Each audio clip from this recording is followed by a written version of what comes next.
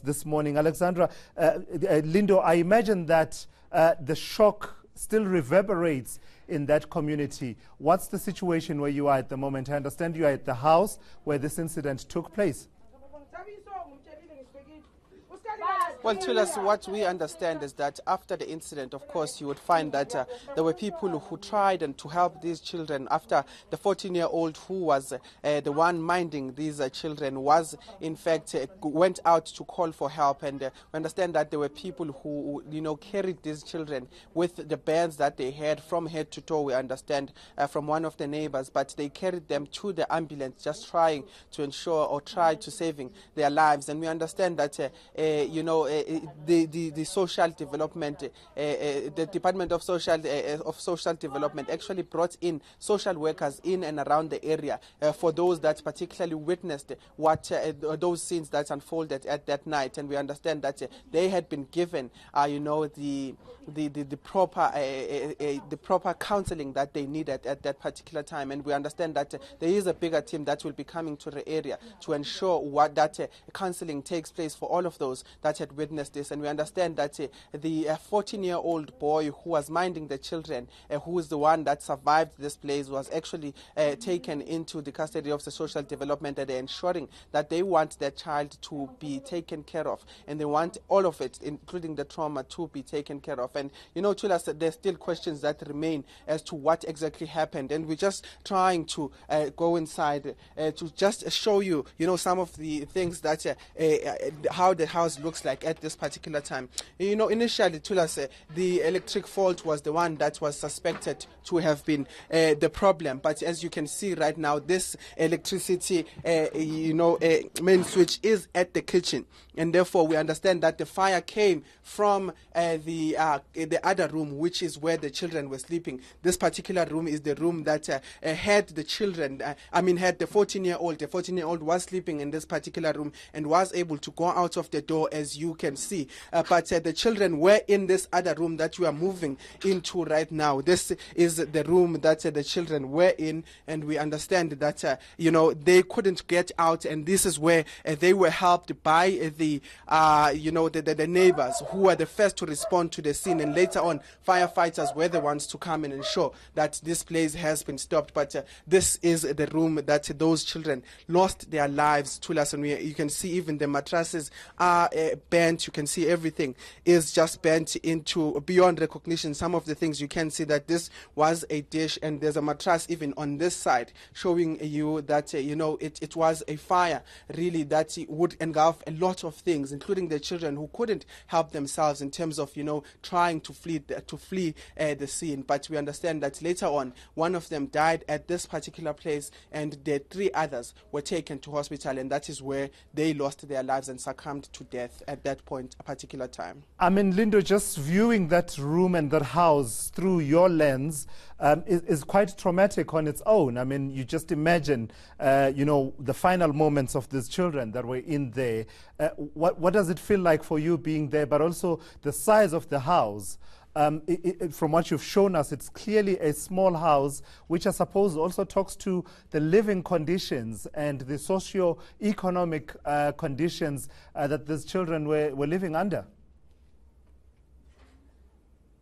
Just looking at the house myself, I can understand that it's in fact a small house, and that is why you find that the 14-year-old was the one who was sleeping on this particular room that you are seeing through the camera there. But, it even begs to ask the questions of where do the parents themselves that were not at the scene at the time of the incident, where do they sleep? Because it's such a small house. But we understand that if Kulu would just come, that the children were actually at that corner that you will be seeing right now. And that corner, Tulas, is the one that you see that it seems like the fire started on that particular corner. The living conditions, of course, in this area, it's even surprising to see that, the other houses didn't catch fire because they're so close to each other. And if I can just move this way, Kulu will just stay this side. But you can see that this place is very small, and it's a congested area. And therefore, it's surprising that even other houses didn't catch fire. Kulu would come closer and show you to us. These are the situations, or these are the circumstances that they're living under. I mean, looking at that passage on its own, this is the reality for a lot of people that live in this area. And the fire, once it starts, it just, goes into different places. But to us, we see that the MEC, Nandi Mayathua-Khoza, is here and is just viewing. Kulu will just move there. It's just trying to see what is happening and what these children died under the condition. This is the MEC for Social Development, Kulu. I think we should just follow her. But we're just going to see. She is, of course, viewing this, and we understand that later on she will be, helping the families and trying to speak to them in terms of arranging what will be happening from this point on, particularly in the interest of that 14-year-old that survives this place. But let's just listen in to us.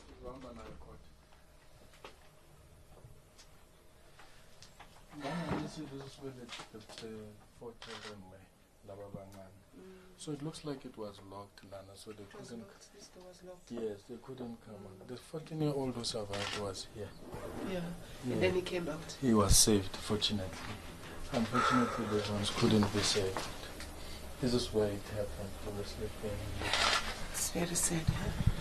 It's very sad.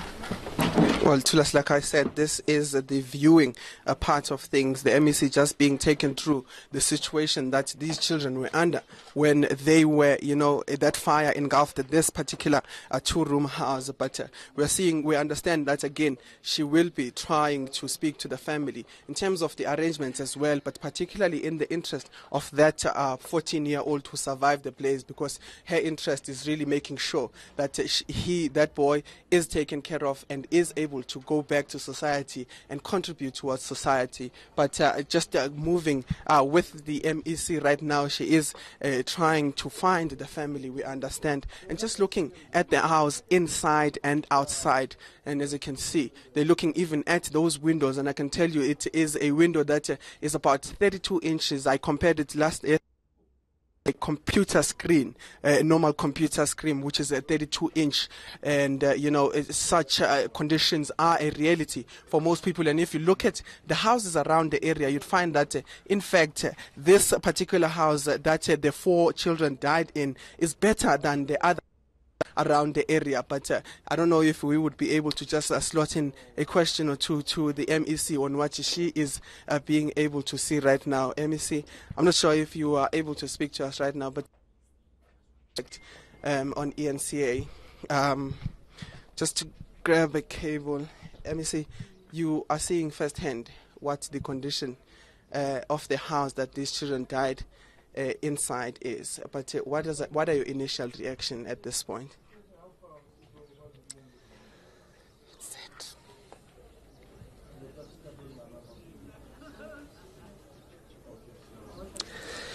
It's very sad. I can't talk right now. I've just been to the house where the children were. And it's of course a small house, and the children apparently were locked in one of the rooms. And apparently they couldn't escape. I've just looked outside, and it's just one window. And apparently they couldn't escape from that window. It's very sad, very, very sad that a parent can leave little ones in a house alone.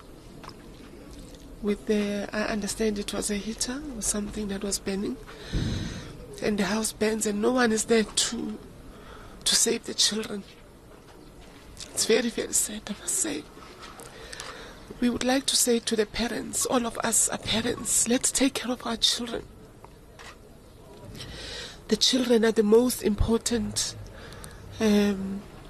people in the world, Let's not choose to go and entertain ourselves.